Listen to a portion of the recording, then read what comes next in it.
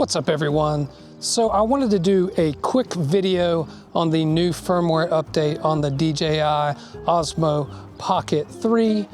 That is firmware version 01.06.0804, which adds two interesting features to the Pocket 3.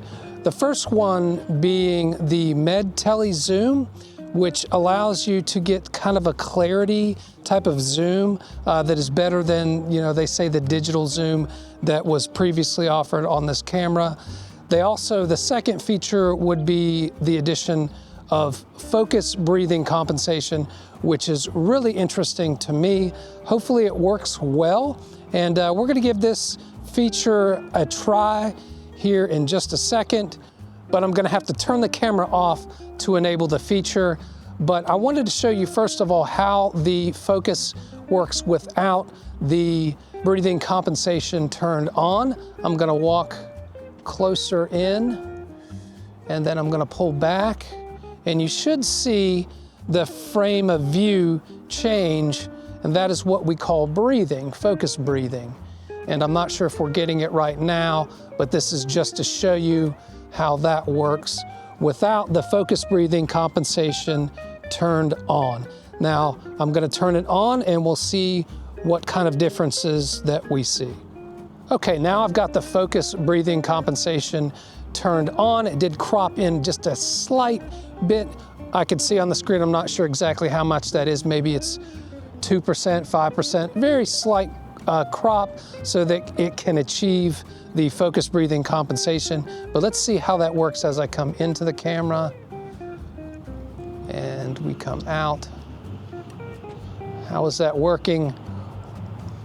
Is it working well, or is it kind of stepping through and doing like a compensation after the focus occurs? I'm not entirely sure, but we should see some difference from when it was turned off to now when it is turned on. Now let's get to the Med-Tele zoom feature.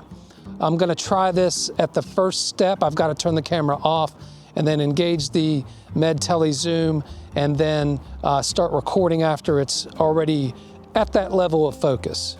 Okay, here is with the Med-Tele zoom function enabled. It seems to go from like a 20 millimeter, I believe, to like a 40 millimeter focal length.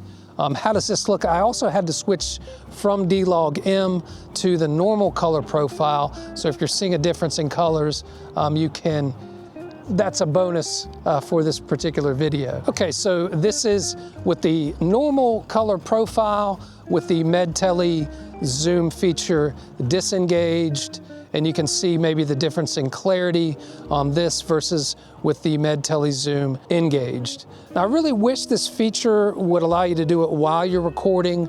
I'm not sure why DJI hasn't done that. Obviously, there's some kind of difficulty in getting that to work properly, but at least it does give us that option. And I'll take options even if I don't use them on a regular basis. I'm sure that it could come in handy at some point in time. Okay, so I'm really curious as to how this breathing compensation will affect something like an actual vlog. So I've got breathing compensation turned on, and I'm now using the normal color profile because I'm moving in and out of shadows. So that's gonna be valuable to have that on versus the D-Log-M, which will expose for the face as well. And we've seen that in previous vlogs and in other videos from other content creators. So how does this look? Let's say, for example, I'm gonna exaggerate. Let's say I got too close and then I came out. How would that look in a vlogging situation with the focus breathing turned on?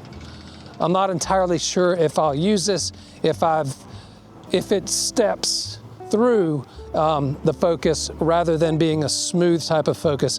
And on Sony cameras, they've had this for a while. I don't know, maybe some other brands have this as well, but I do know on my A6700, I have focus breathing compensation, and I haven't ever turned that off, so I don't know how that functions. Maybe I'll do a follow-up video and a comparison video with the focus breathing compensation of the Pocket 3 and the A6700, just so we can get an idea. Now, I do know that it only works with native Sony lenses.